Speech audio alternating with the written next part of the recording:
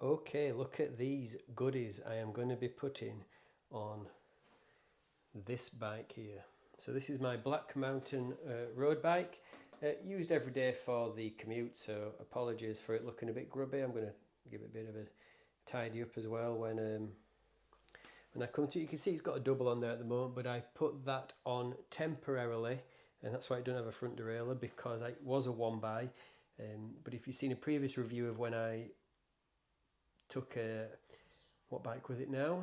A Marin, and changed it into an off-road tourer for my brother. I gave him the crank from this bike, so because I knew that this was coming, I didn't mind. So yeah, these White Industries square taper bottom brackets going on, and these beautiful cranks, 1x chainring, narrow wide.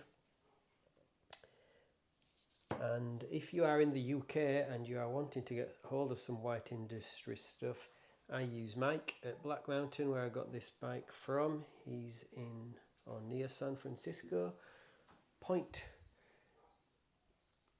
Reyes to be precise. And yeah, I can highly recommend him for your frames, for your sexy bling as well. So the first thing I'm going to do is just take the pedals off, and then the crank has a self-extracting ring, so as soon as I Allen bolt that, it's going to push against the crank and then just release itself, and then it's just the bottom bracket tool around there. Remember that one of them is left threaded, so you just turn it the opposite direction, and then we'll get to installing the new stuff. Okay, so that's the crank and the bottom bracket off, so I'm just going to spend a bit of time now and just clean up this area here now while I can get to everything nice and easy. Okay people, so this is how the bottom bracket arrived, and what I'm going to do is I'm going to put some, let's get this in focus again, I'm going to put some grease on these threads here, and then I'm going to put some grease on the threads on the frame, and then it's a case of putting the drive side in first, and this is the drive side, and you can tell because it's got this machined surface here, whereas that's just all thread. Okay, so it's got this machined finish here, so that is the drive side. So I'm going to put the grease on and get that put in. Now while I'm doing this, I'm going to just talk to you, because a lot of people out there may be thinking, yeah, that stuff looks nice, Dylan, that White Industries crank, the bottom bracket looks nice and machined, or looks lovely, but why aren't you using a modern standard? Why aren't you using, why haven't you bought a frame with a press fit bottom bracket? Why aren't you using a BB30 crank? Why are you using old school square taper? And again, the whole bike, why have you got caliper brakes? Why this and that? And the reason is, I don't like what is happening with the bike industry with a lot of things. If you've followed any of the videos on my channel, you will know that I do like new technologies. I do like, as in belt drive and gearboxes. My bikes have gearboxes and belt drive, and I love that because to me that is a valuable technology improvement. That is brilliant because there's no maintenance involved. Yes, it's heavier than a normal drivetrain, but does that matter for any cyclist? No, it doesn't. And I like what's happening with the bike industry to what has happened with the cars now. Don't get me wrong, I hate cars. They are the worst invention ever created. You know, people go back the glory days when you could, if a part failed on your car, you could fix it with a part from a tractor. You could just get anything and fit it with a part from a tractor, or get a part off another car and it'd just fit and work. And then what has happened, what do we do to stop manufacturers from creating this stuff that we can't fix and we don't need, is we get bombarded with marketing and advertisements telling us we need it, and what do? We buy it. They're only giving us what we would buy, so I'm just trying to keep things that work and that I can fix in circulation and use it. You know, the bicycle should be the simplest thing that you own. It should just work without having any fancy gear and fancy tech. So that's why I still love this stuff, and that's why I'll still keep on buying it. Now, you only tighten this up till it's flush up against the frame, and then it says only another quarter turn will do. Don't need to over tighten that. So that side is finished. The next thing I need to do is take the spindle and push that through from the other side and give it a couple of taps so it sits up against the bearing nicely. So let's do that.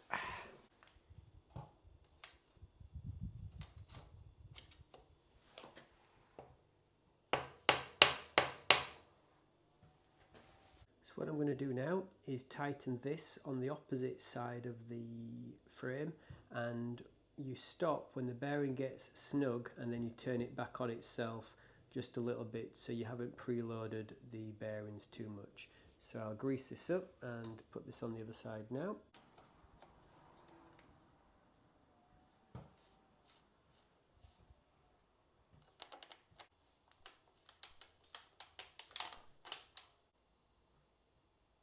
So you could see there that I was just hand tightening it, and I'm just going to tighten it with the spanner just to find the point where it does snug up too far against the bearing, and whoops. And that is it. Now you can see that I can feel that there's too much pressure on those bearings there. So I'm just going to back it off just as it says.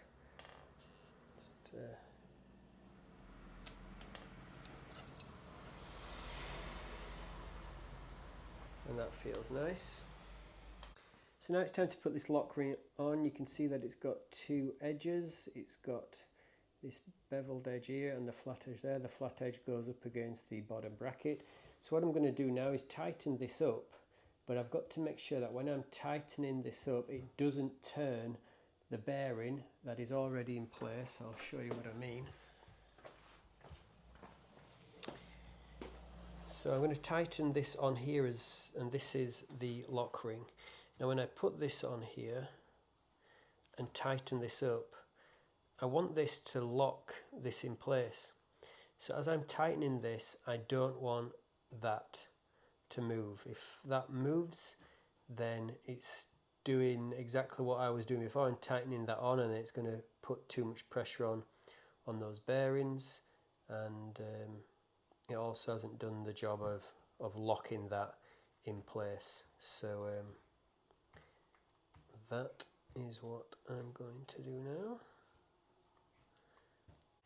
So I'm going to tighten this. When I tighten this, I don't want that inner bit to move when I do that, and that will then lock that in place, and it will be a nice secure fit. Okay, that's the bottom bracket installed. So now it's time for the crank. Okay, so to put the chainring on first, I'm going to put some grease on these threads here. You should be able to see when it's fitted the White Industries logos here and the White Industries logos there. And then to tighten it on, you'll see that here there's a 2mm smooth part where it's not threaded, and the thread goes right up to the edge. So you need to make sure that this non-threaded 2mm rests up against the chainring. It should be apparent just by looking at the size of it, because this is a nice finished edge, and that's the back. You can definitely tell that looks like the back, so you want that to go up against the back, and you can see the nice finished edge. So let's get that done. Okay, so that's the chainring on. You tighten this to, it says 30, I don't know how you say it with the American way, 30 foot to the pound, which equates to about 40 newtons. So yeah, that's on there, and it's the same tightness for these. Now when you're tightening these on, it does say, you know, don't over tighten these, because you can tighten them past the recommended force, and it will keep on just sliding on and sliding on. And once you've actually screwed this on all the way and you've stretched that square taper, then it is beyond fixing then. So you definitely need to make sure that you fasten these on to the correct torque. Okay, so I'm just going to do that now. So that's it there fitted. White Industries square taper bottom bracket and crank. And does that look sexy or what? So I'm just going to now put the chain on, put the pedals on, and then yeah, we'll see how it looks when it's fully finished. Okay, so there's the beautiful White Industries crank and bottom bracket fitted. Now I'm just going to run through why I love friction shifters so much. You can have any combination of derailleur, mech,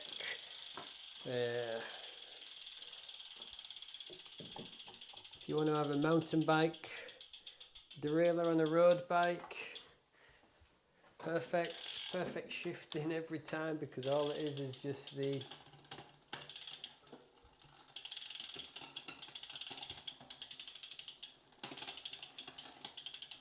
look at that big 46T at the back on a road bike.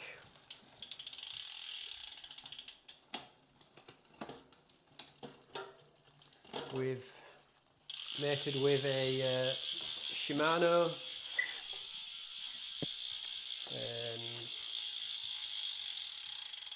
Shimano mountain bike rear derailleur, and it just works perfectly. So people don't realise, but your rear mech has no indexing in there whatsoever. If you was to have, you know, brifters, normal road shifters, all the indexing is done in here. So whenever your gears go out of line, it's just because of cable tension. Just that little quarter turn. So you may have your adjuster on here. I don't need any adjusters because it is friction shifting. Or you may have on a mountain bike, you have the adjusters on the levers at the top, and you just turn those quarter turn, that sorts your indexing out. But with friction shifters like what I've got on here, you don't need to worry about that at all, because there is no indexing. So if I want to change gear, I'm just moving that, and all that is doing is just pulling the cable through the right amount. And another thing you need to be aware of are your A and B screws. And once they're set up, you leave those alone. Again, those have nothing to do with indexing. One screw stops the derailleur from coming all the way this way, so your chain can't get caught between the frame and the cassette, and the other screw just limits it and stops it from going off the other way into your wheel and, you know, ripping a rear mech off. So once those two screws are set on any setup, you shouldn't need to touch those ever again. And if your gears are skipping because you've got an index system, it is just down to cable tension.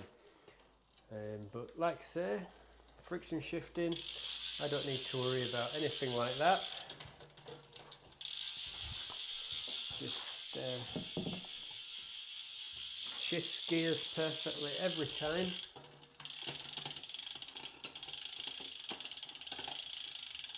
And you know, it doesn't take a lot of getting used to. It doesn't take a lot of getting used to, and once you're used to it, you know exactly how far to turn this lever to get the gear that you want. It's a bit like, I don't know, maybe learning to play an instrument, except a lot quicker learning curve. And yeah, you just know exactly where to move that lever to get the gear you want. It works absolutely perfect. What do you think about that? That crank? That looks lovely, doesn't it? So I'm looking forward to giving that a test ride later on today, and I'll let you know how it works. So there it is, halfway around this local loop, and the bottom bracket, White Industries bottom bracket, square tape, and the crank feels really nice. Don't know what else to say. It goes round. I think people like to use the word stiff. Feels very stiff. But I suppose people might want to know about Q factors and stuff like that, so I'll measure that when I get back. But yeah, it does feel really nice. It feels really nice. And if you're interested, that's a 170 crank arm length. 32T at the front. Now, I would not normally have a cassette that big at the back, but as with the rear derailleur that I gave to my brother, I also gave him the NX cassette as well. That went to 42, that's a 46 on there. But as we know about the bike industry at the moment, you cannot get parts anywhere. So I gave him the crank, I gave him the cassette and the rear mech. I'll be able to get them replaced, and it proved a bit more difficult than what I imagined. But that, again, that's why the friction shifters are ace, because you can just grab anything off a mountain bike and stick it on and it'll work fine. So yeah, I'll get back home and measure the Q factors, and I'll get that in the video as well.